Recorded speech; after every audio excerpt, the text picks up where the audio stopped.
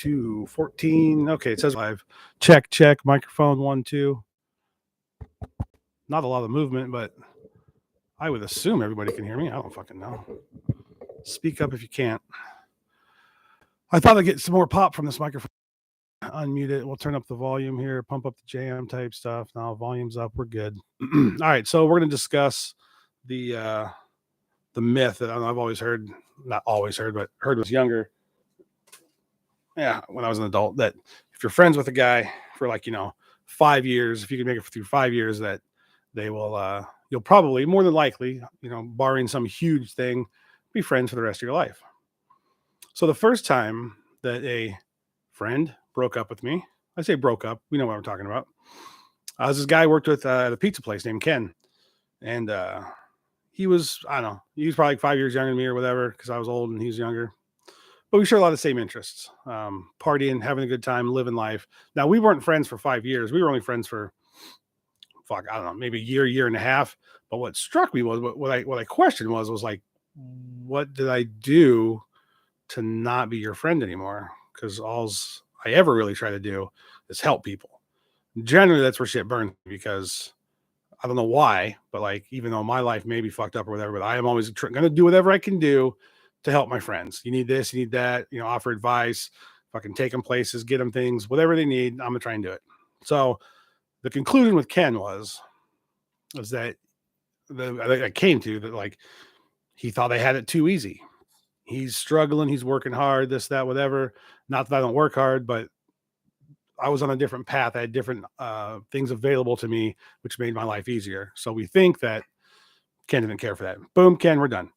The next one we're going to jump into, we'll talk about my neighbor across the street with a piece of shit. He was a fake friend the whole time. I mean, I kind of knew it, but he was a neighbor / friend. As soon as shit got real, he's like, nah, man, I don't want to be friends with you no more. Like, you have real life problems. I was like, thanks for being there for me, brother. Appreciate it. Anyways, don't care about that one. Don't care about Ken either. Wish them both the best. The next one, though, that we're going to jump into is Tony. And Tony was a lot like me, 10 years younger, but I'm old now and shit. So it's okay to be friends with people like that, I was actually friends with his baby's mama first. We met at my job, and I worked with her all the time. So we were just talking, and she's like, oh yeah, blah, blah, blah. My boyfriend, this, that. I was like, oh, she's like, rides a bike. I was like, rides a motorcycle. Shit, what's up? I ride a motorcycle. I need to be friends with him. So I meet him. He starts working at the hotel. We become friends. We shared a lot of experiences in a short amount of time. I think, all in all, I probably knew him for probably right around 5 years. But here's where shit gets crazy. Here's where it gets kind of so not only am I discussing the whole myth thing, but I want to break down a little bit on how to be a real friend and some things you should probably do. And this is just strictly for guys. I can't speak on how females treat other females, because we all know that even though we love women, they're fucking crazy. But anyways, so Tony, again, we did a lot of the things, we went camping together. We did a lot of, I don't incriminate myself. We partied pretty damn hard together. And we spent a lot of time out doing this, because when we worked together, we worked at a hotel. So it was after hours partying, drinking, we go camping, this, that, whatever. And there was just one thing that he didn't care for, that I chose to do on a continuous basis. And instead of coming to me and saying, hey man, blah, blah, blah, blah, blah, this and that, I can't get into details over the live video here, but instead of coming to me and saying, hey, I don't like this bothers me about you. I don't like that you do this. I think it's a bad decision. He goes to my wife and just tells her these things that I was doing. And I wasn't hurting anybody but myself. So what's really physically wasn't hurting anybody but myself. But anyways, so go to the moral of the story is, if you have a friend who is, stealing, robbing, cheating, drugging, whatever they're doing, and if you care about this person, you want to be friends with them, and you actually truly do want to see your friend be successful, maybe just pull them aside, whatever opportunity you do, and fucking speak your mind.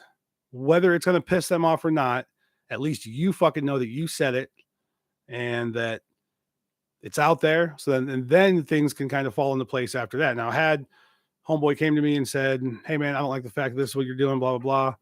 it would have pissed me off. I guarantee it. And it was kind of like a hypocritical thing too, because he would do something very similar. He would take, he would drive on the interstate with people in his car under the influence. And I'm like, how's that any different than the things that I do? Like, I see it, but I don't see it. So, anyways, Tony, I wish you nothing but the best. You big gauged ear motherfucker. Gauged ear motherfucker. Now, with that being said, same time I met Tony, I met this homeboy. We'll call him Matt. We're still friends to this day.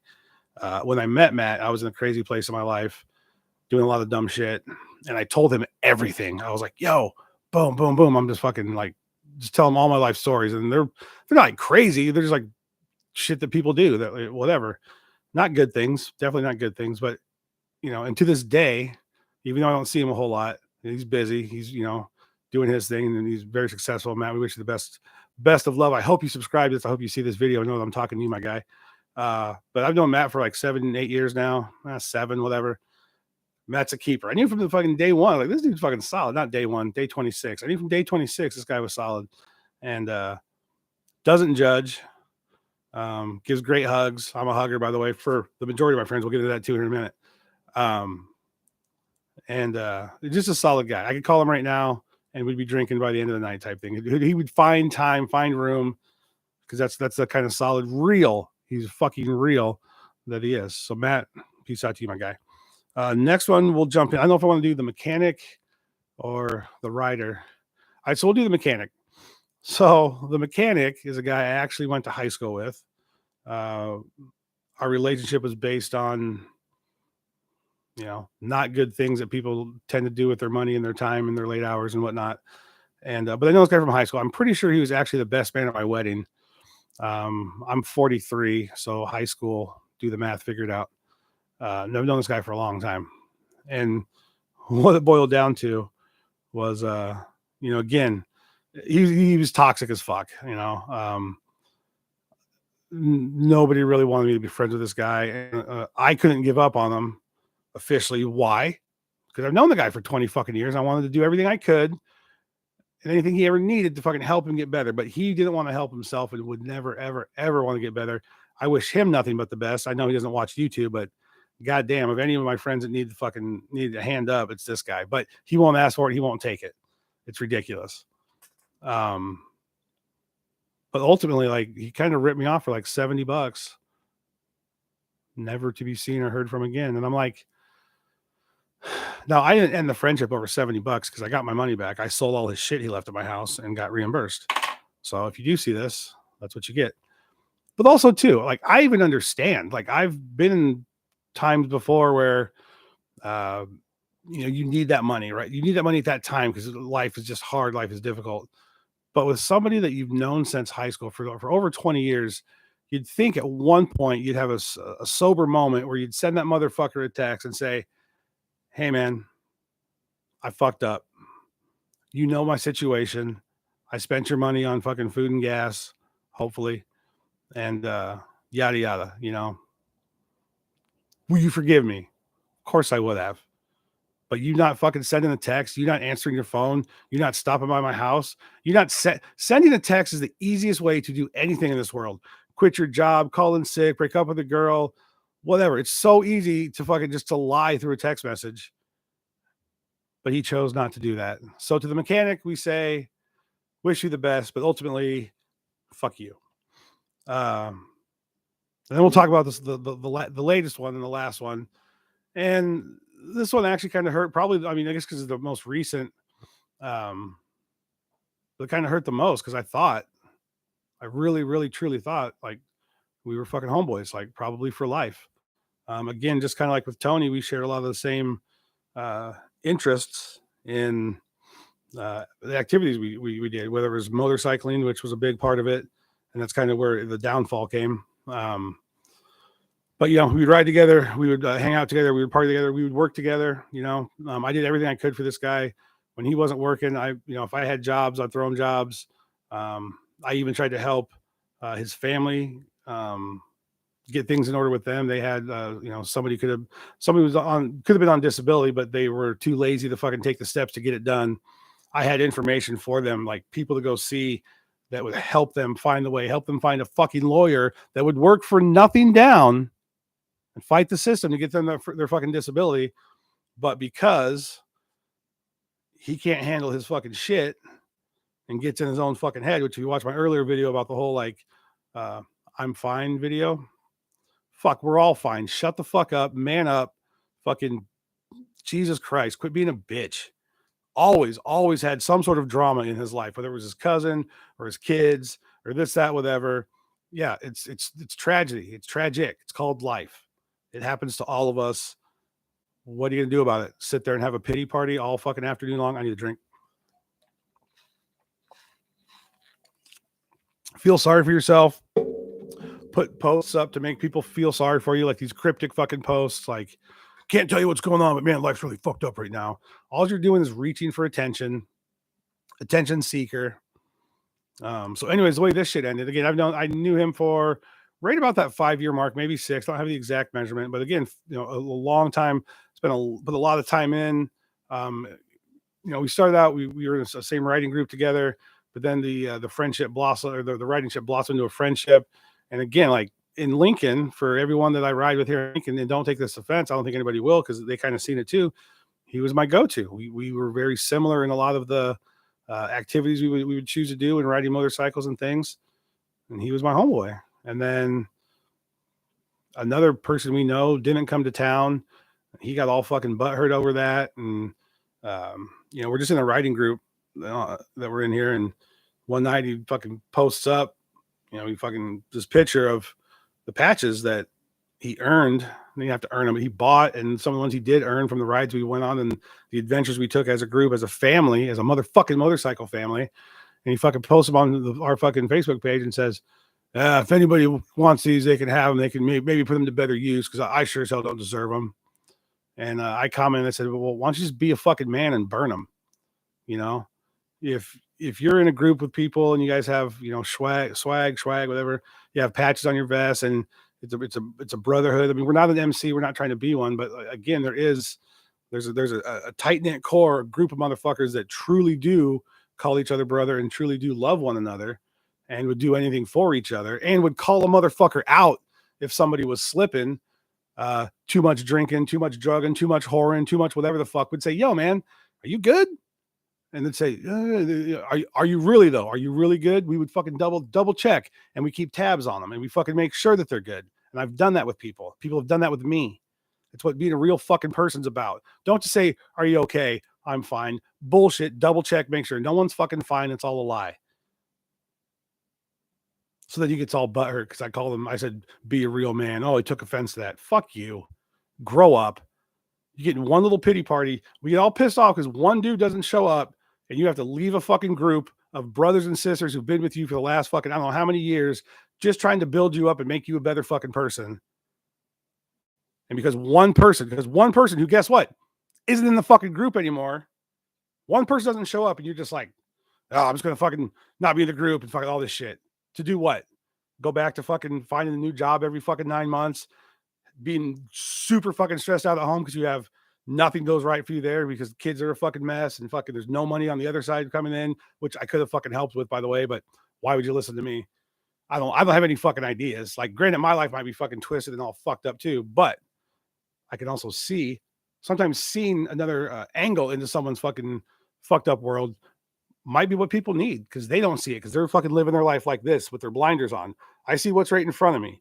Well, sometimes people from the outside can focus in and see what's fucked up in your world. And by all means, if one of my friends is seeing this, send me a fucking message, call me, tell me what I could do better to make my life stronger and easier to fucking deal with, to be more successful in. So Tori, fuck you. You fucking dipped out, man. You fucking had a real motherfucking friend who fucking cared about you and your family. And because you got all in your fucking feelings because you can't figure out which fucking substance you want to fucking put in your body. Well, obviously, I know one you can't fucking handle, but all up in your fucking head. Fucking clear it the fuck out, dude. Jesus fuck. Maybe just, I don't know, fucking live sober for a bit. See how that goes. It's not that bad. Sober. Who lives fucking sober? Everybody has something. It's one drug or the other. And everything's a fucking drug. This internet's a goddamn drug. So I guess kind of my rant. So 5 years, 10 years in this fucking day and age, nah, we're quick to fucking cut you off, be gone. Now, maybe Ken, Tony, the mechanic, Tori, maybe that was all me. Maybe I'm the fuck up. I don't know. I know I am a fuck up, but also a good fucking person with a huge fucking heart who only wants to fucking help others. I won't help myself for some reason, but I will definitely fucking help others achieve the goals they want to. Offer assistance, offer a different view, offer, hey, I'll give you ideas. I'll speak my mind and say things the way I see it. Take it for what it is, but it could work.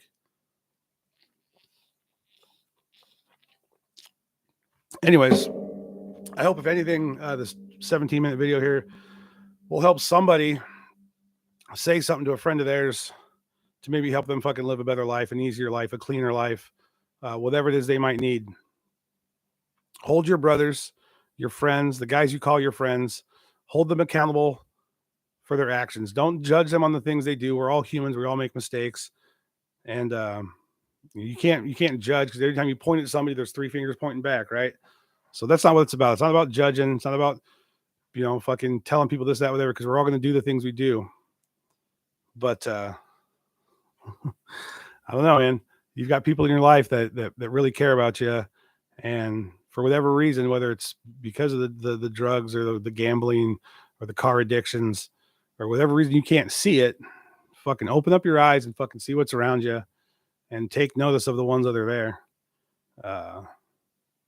Because eventually they won't be. And you're back to square one. So that being said, last but not least, I think you dipped out on my channel the other day because we had an instance come up in this group that I'm in. A lot of drama and a lot of drama towards some people, and wasn't giving the people the opportunity to fucking make things right, and always just stirring the fucking shit pot. So we had to give them the boot. It was a tough thing to do. It really was. Now we gave them the boot from the group. The group is a Facebook group. That doesn't mean that we're not still friends. I'm still good with you. Like, I'm not mad at you. You didn't. Well, I have questions, but I'm not mad. I noticed about 2-3 weeks ago in this group, you can see who, members of the group who you're friends with, members of the group who are just in the group. And it's a Facebook-based group. And I was friends with this guy. Like, I have been for a very long time on Facebook and in real life and in the group. And for whatever fucking reason, I was no longer in that list of friends. And I was like, okay. It's like, well, what did I do that made you so mad you had to click unfriend, yet still be in the group of riders? Like, I mean, he could have left the group of riders and still been friends with us, but instead he chose to be not friends with us, but stay in the group. I don't know. Seems awkward to me. So the best Green Bay Packer fan that I know, if you're out there and you see this, I want you to know, much love, brother. Like, take it for what it is. Better highways to be ridden down in the future for you. Like, whatever. I'm fucking 2 hours away to the north. You're 2 hours away to the south. Shit happens. Don't let it ruin the rest of your days. Fucking move on from it. It ain't like it's the fucking. I say it's just a Facebook group, and people get mad at me because there is an actual family bond inside of this group. But that's what happens when you spend a lot of time with people. You become motherfucking motorcycle family, and that's what he is. But it's based on, and it started in, and it's purely just Facebook family, friends. 20 minutes long almost. Anyways, I'm gonna fucking get off of here. If you did make it through this entire video and you see this and you know me personally, the magic word is Brussels sprouts. You say Brussels sprouts to me, you'll get a free surprise. Thanks for watching. Don't subscribe. Don't click like. That's all I got.